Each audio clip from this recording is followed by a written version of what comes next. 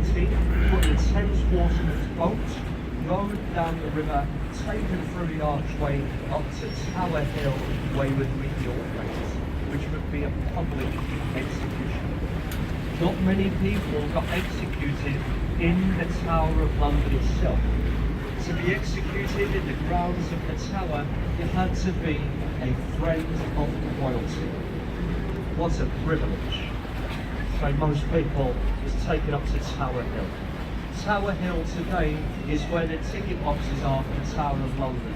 So if you went and purchased a ticket for the castle, then you've been where they used to execute.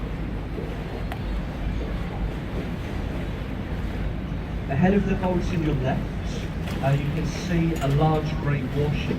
That is the HMS Belfast, the largest light cruiser ever commissioned by the Royal Navy.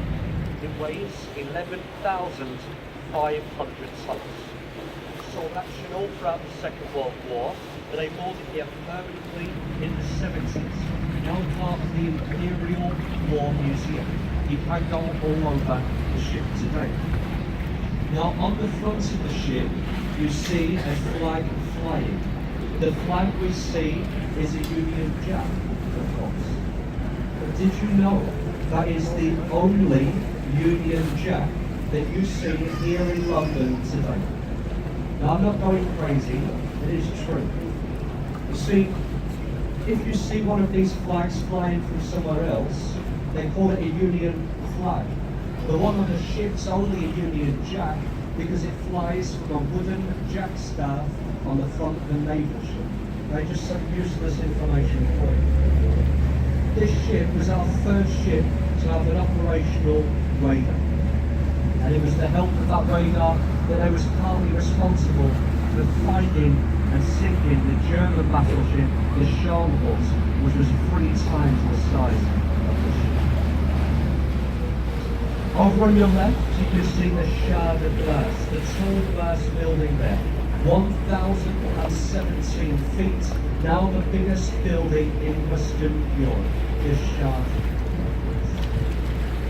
You can go to the top of the building and look out the window, it costs £30.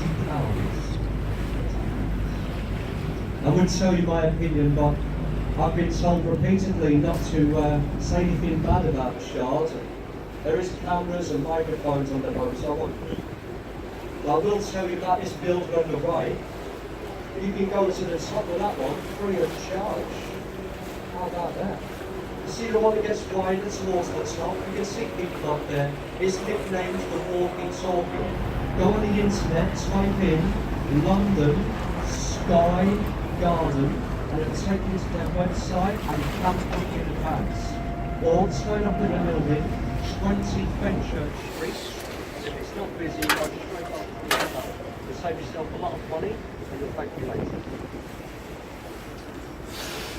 And ahead of the boats is a very famous bridge. Is anybody going to shout out the name of this bridge? Go on, Captain. London Bridge. This is it.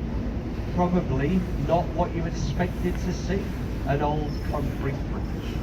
Just think, some of you have travelled thousands of miles to see this.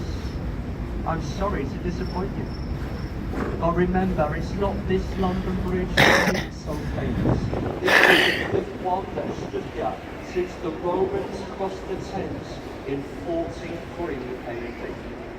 Probably the most famous London Bridge was completed in the year 1209, and it was here for 622 years, would you believe? That's the one that was falling down, the one we see here.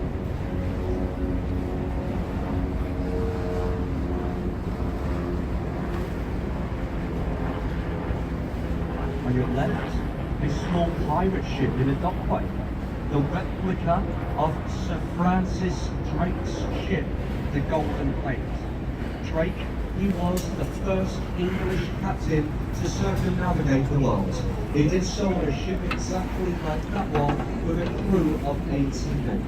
He did this in 1577. That's a fully working replica, been round the world twice and now a museum.